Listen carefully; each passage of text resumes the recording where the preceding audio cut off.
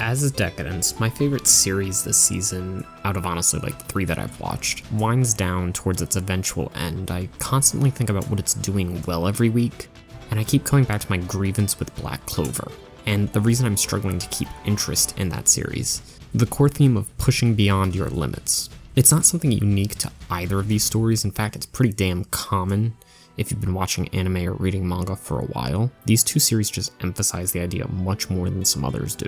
But I feel much more confidence anytime I see my man Kaburagi on screen than if I see Asta against overwhelming odds. This isn't a dig at Black Clover by any means. I'm still enjoying it when I feel in the mood to read it. I just think in terms of specific themes, Decadence is doing a better job at resonating with me on a personal level.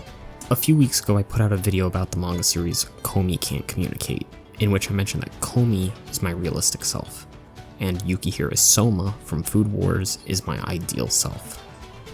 If that's the case, then Kaburagi is the voice in my head pushing me to work towards that ideal self, to be Yukihira Soma. We dispose of pieces of shit while running on pieces of shit. In short, we're pieces of shit. Are you just going to let that slide? Is a line that stuck with me when Jill revealed to the members of the underground rehabilitation facility the truth behind the Gadal feces they've been cleaning up in hopes of leaving their prison. We've all been at that place in our life where we feel like literal pieces of shit. I wasn't there that long ago, but Decadence has been driving home the point that pieces of shit, bugs, things that don't belong and are regarded as not fit for the system still have their purpose. They are still worthwhile.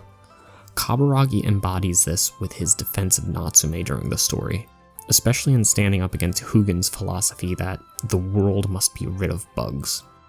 Indeed, in regards to the system, the bugs are actively a threat to them.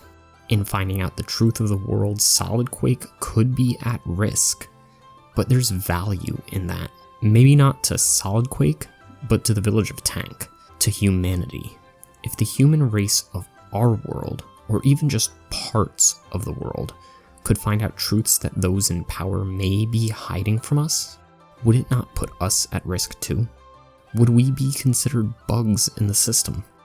Would we not have a place in that system, but be accepted in another? If you're not thinking about some terrible situations humanity has gone through either in the distant past or present day, let me give you some ideas.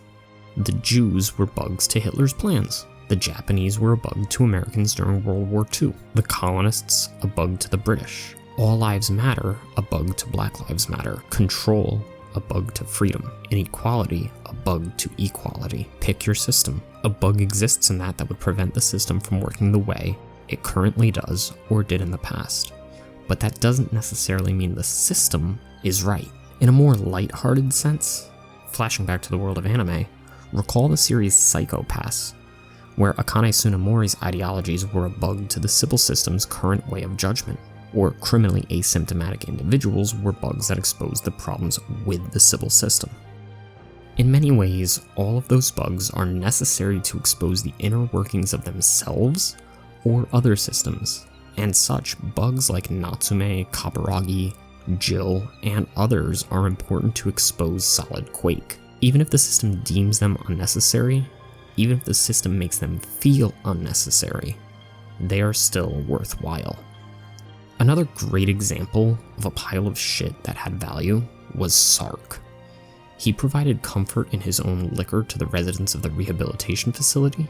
He provided advice to Kaburagi and tried to make him feel at home, even if he was literally pouring shit out of his cyborg body. But let's take a step back and remember that shit is a cycle. In short, if my shit is used in a fecal transplant, does that turn the receiver into shit? If a cow's shit is used as fertilizer, does that turn the food being fertilized into shit? Of course, this is a gross oversimplification of the entire cycle that shit goes through, but I believe at this point, you probably understand what I'm saying. Just because the cyborgs run on the shit they dispose of, they aren't in essence shit itself. But what is it that they really are?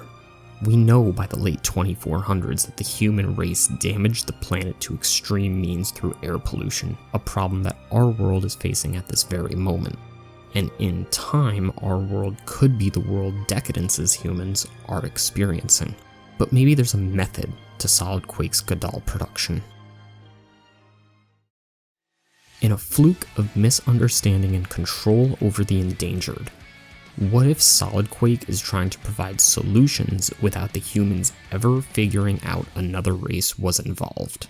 Studies in our world show that the value of a whale's excretion cycle reduces more carbon dioxide than that of a tree.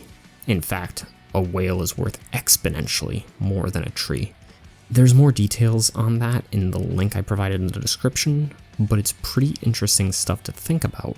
Maybe Godals are meant to be a similar thing, and Oxyon production is keeping the planet alive. In short, shit keeps us running in an unlikely turn of events. Thanks, Jill.